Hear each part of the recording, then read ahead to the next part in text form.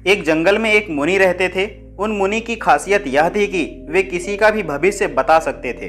बड़े बड़े राजा उन्हें मानते थे और उनके बताए हुए मार्ग पर चलते थे। उस जंगल के बीचों बीच से एक नदी गुजरती थी और उन मुनि की कुटिया उस नदी के किनारे पर थी। नदी के दोनों तरफ दो अलग अलग शक्तिशाली राजाओं के साम्राज्य थे। वे दोनों ही राजा उस मुनि को बहुत मानते थे। वे दोनों जब भी कोई बड़ा कार्य करते थे तो उन मुनि से सलाह लेने के लिए अवश्य आते थे। एक दिन इन दोनों राजाओं में किसी बात पर कहासुनी हो गई। बात इतनी बढ़ गई कि नौबत युद्ध पर आ गई। युद्ध की तारीख और समय ये दोनों तय कर दिया गया। पर जैसा कि दोनों राजाओं का नियम था कि जब भी कोई बड़ा कार्य करते तो वे दोनों उस मुनि की सलाह जरूर लेते थे। इसलिए पहला राजा उस मुनि के पास आता है और उनसे पूछता है कि मुनिवर, मैंने पड़ोस के राजा के साथ युद्ध करने का निश्चय किया है और इसलिए यह जानना चाहता हूँ कि युद्ध का परिणाम किसके पक्ष में होगा।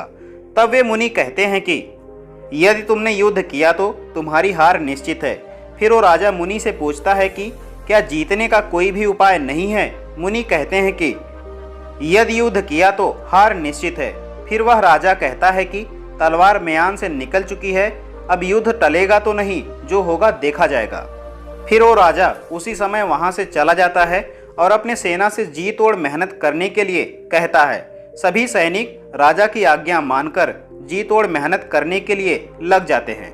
दूसरे दिन दूसरा राजा उस मुनि के पास आ जाता है और उनसे पूछता है कि मुनिवर, मैं पड़ोस के राजा के साथ युद्ध करने के लिए जा रहा हूँ, इसलिए मैं युद्ध का परिणाम जानना चाहता हूँ कि युद्ध किसके पक्ष में रहेगा। वह मुनि कहते हैं कि निःसंदेह जीत तुम्हारी है और उस राजा के पास तुम्हें हराने का कोई उपाय नहीं है।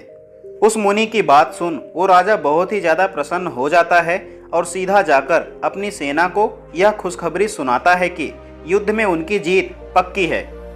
ये बात सुनकर उस राजा के सैनिक भी बहुत खुश हो जाते हैं और युद्ध की तैयारियों में लग जाते हैं। समय बीतता है और युद्ध का दिन आ जाता है।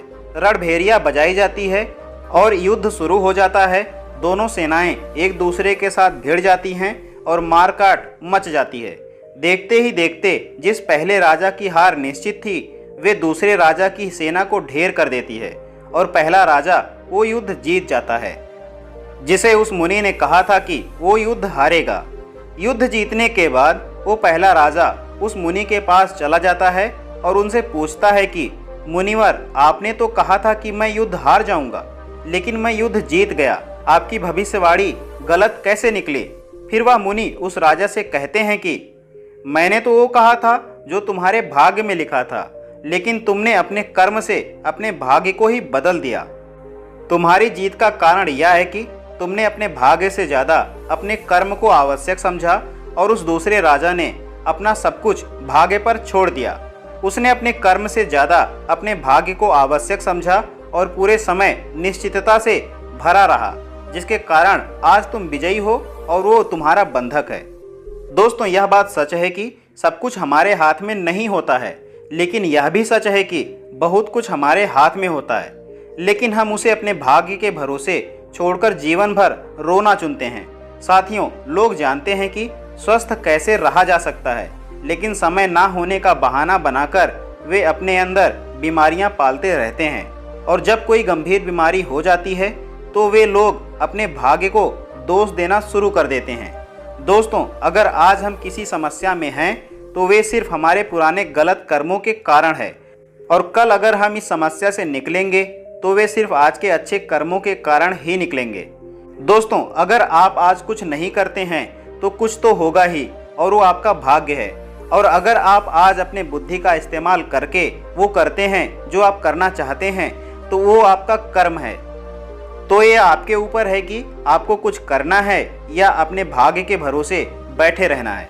दोस्तों, यह प्रश्न आवश्यक नहीं है कि भाग्य पहले से लिखा हुआ है या नहीं, बल्कि आवश्यक सवाल यह है कि क्या हम उन चीज़ों को भी भाग्य के भरोसे छोड़ रहे हैं जिन्हें हम बदल सकते हैं।